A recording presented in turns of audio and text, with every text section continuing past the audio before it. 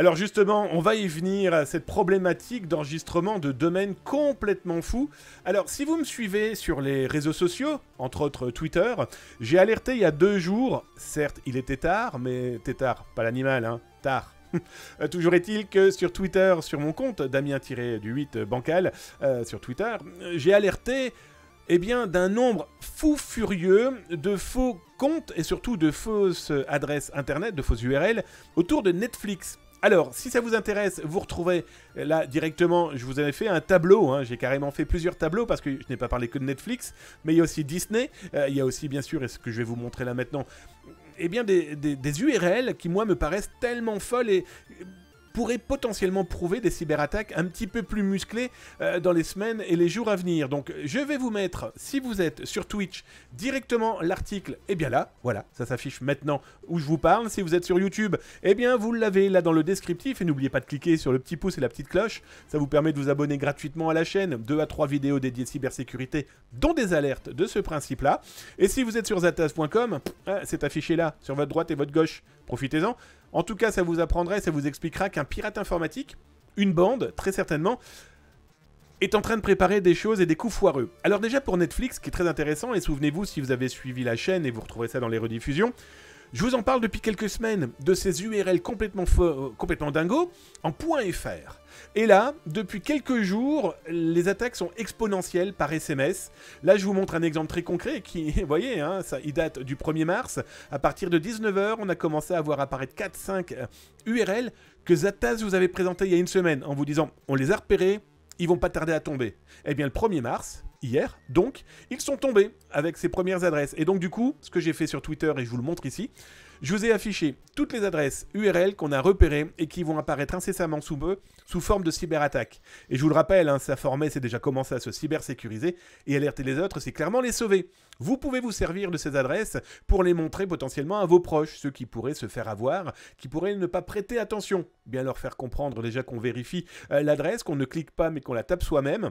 Aussi bien leur préciser que c'est pas parce qu'il est marqué HTTPS et avec le petit cadenas que le site est sûr. Non, c'est votre communication entre vous et lui qui sera secure. Et voilà, ça sera chiffré si je simplifie la chose. Mais le site, il peut être complètement pourri derrière, comme les adresses que je vous montre là. Et des adresses, j'en ai repéré énormément et des choses complètement dingues. Par exemple, on a encore une fois, et ça c'est une alerte de Zataz d'il y a 3 semaines déjà, où je vous ai dit, c'est très bizarre, je repère un pirate informatique qui est en train d'enregistrer des universités françaises. Eh bien, paf, la semaine dernière, je vous en reparle, hier, on découvre que ce pirate informatique, en tout cas ce malveillant, en tout cas cet usurpateur, a enregistré pour l'université de Grenoble.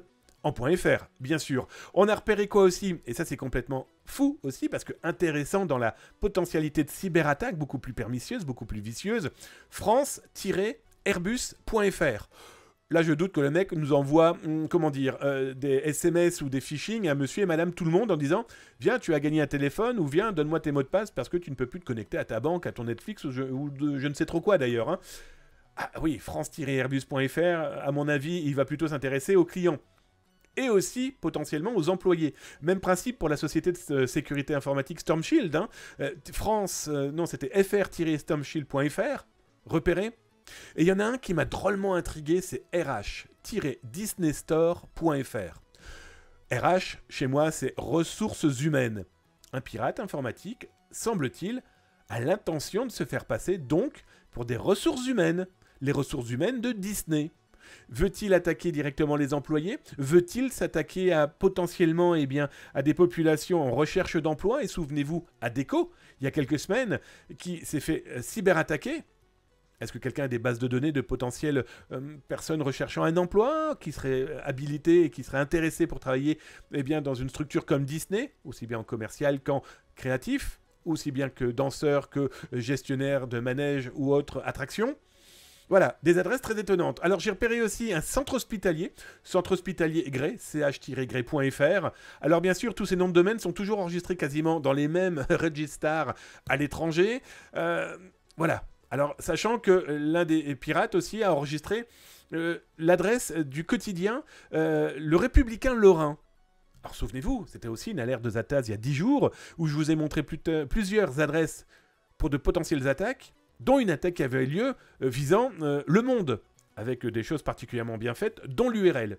Bref, très étonnante ces adresses. On a plutôt l'habitude de voir polo@gouv.china.com, tandis que là, non seulement ça réfléchit à des adresses, ça en achète, en tout cas ça en loue énormément.